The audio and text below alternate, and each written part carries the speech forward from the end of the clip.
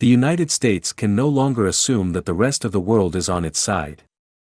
As I was following Turkey's recent general election, I was stunned to hear one of the country's top officials, Interior Minister Suleyman Soylu, speaking to a crowd from a balcony. Jubilant, he promised that Turkish President Recep Tayyip Erdogan would wipe away whoever causes trouble for Turkey, and that includes the American military.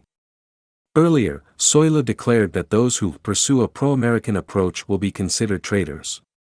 Keep in mind that Turkey has been a member of NATO, with U.S. bases in the country, for about 70 years. Erdogan often uses stridently anti-Western rhetoric himself. About a week before the election's first round, he tweeted that his opponent won't say what he promised to the baby-killing terrorists or to the Western countries. Erdogan might be one of the most extreme representatives of this attitude, but he is not alone. As many commentators have noted, most of the world's population is not aligned with the West in its struggle against Russian President Vladimir Putin's invasion of Ukraine. And the war itself has only highlighted a broader phenomenon. Many of the largest and most powerful countries in the developing world are growing increasingly anti-Western and anti-American. When Brazil elected Luiz Inácio Lula da Silva to the presidency last October, many heaved a sigh of relief that the mercurial populist Jair Bolsonaro had been replaced by a traditional and familiar left-of-center figure. Yet in his few months in office, Lula has chosen to pointedly criticize the West, rage against the hegemony of the dollar, and claim that Russia and Ukraine are equally to blame for the war.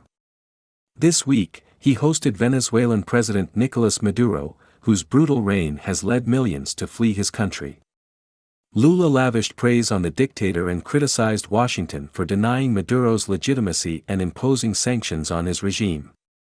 South African President Cyril Ramaphosa had a reputation as a practical, business-friendly moderate who had strong ties with the West.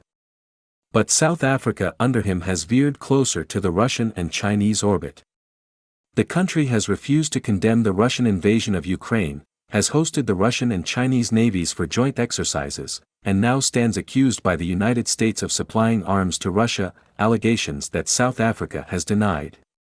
And then there is India, which has made clear from the start of the Ukraine war that it had no intention of siding against Russia, which remains the chief supplier of advanced weaponry for the Indian military. India's statements about its desire to maintain a balance in its relations between the West and Russia, and even China, have been so numerous that Ashley J. Tellis, one of the most respected scholars on U.S.-India relations, wrote an essay warning Washington not to assume that New Delhi would side with it in any future crisis with Beijing. What is going on? Why is the United States having so much trouble with so many of the world's largest developing nations? These attitudes are rooted in a phenomenon that I described in 2008 as the rise of the rest. Over the past 2 decades, a huge shift in the international system has taken place. Countries that were once populous but poor have moved from the margins to center stage. Once representing a negligible share of the global economy, the emerging markets now make up fully half of it. It would be fair to say they have emerged. As these countries have become economically strong, politically stable and culturally proud, they have also become more nationalist, and their nationalism is often defined in opposition to the countries that dominate the international system, meaning the West. Many of these nations were once colonized by Western nations, and so they retain an instinctive aversion to Western efforts to corral them into an alliance or grouping. Reflecting on this phenomenon in the context of the Ukraine war, Russia expert Fiona Hill notes that the other factor in this distrust is that these countries don't believe the United States when they hear it speak in favor of a rules-based international order. They see Washington, says Hill, as full of hubris and hypocrisy. America applies rules to others but breaks them itself in its many military interventions and unilateral sanctions. It urges countries to open up to trade and commerce yet violates those principles when it chooses. This is the new world. It is not characterized by the decline of America, but rather the rise of everyone else, as I wrote in 2008. Vast parts of the globe that were once pawns on the chessboard are now players and intend to choose their own, often proudly self-interested, moves. They will not be easily cowed or cajoled. They have to be persuaded, with policies that are practiced at home and not just preached abroad. Navigating this international arena is the great challenge of U.S. diplomacy. Is Washington up to the task?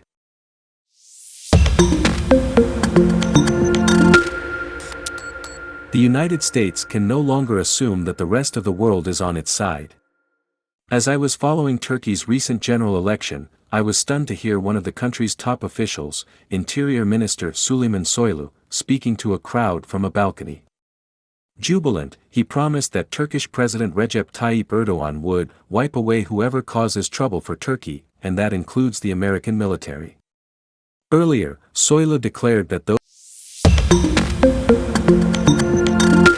Biden is delivering on his most far-fetched pledge, compromise. President Biden this week accomplished what America elected him to do, govern from the center and make deals that solve problems.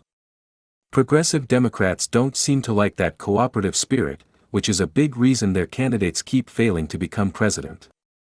The agreement represents a compromise, which means not everyone gets what they want. That's the responsibility of governing, Biden said last weekend in announcing the deal to raise the debt ceiling. It's a defining Biden line. The president's congenital centrism is easy to criticize, especially in this era of hard, polarizing views. He's a conciliator, a dealmaker who likes to say yes and has trouble saying no. He's also risk-averse, and he avoids escalation when facing potential catastrophe, whether it's war with Russia or a budget default.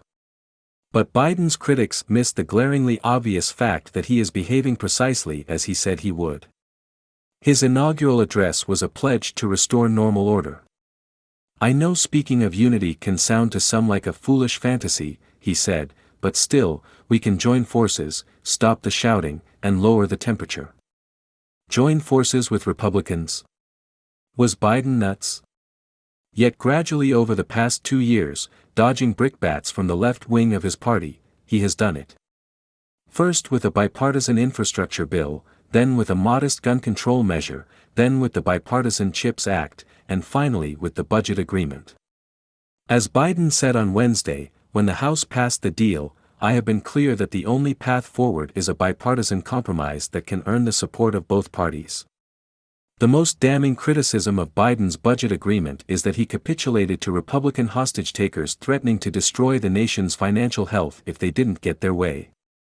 Progressives wanted the president instead to roll the dice on the untested legal theory that 14th Amendment, which states that the validity of the public debt shall not be questioned, renders the debt limit unconstitutional.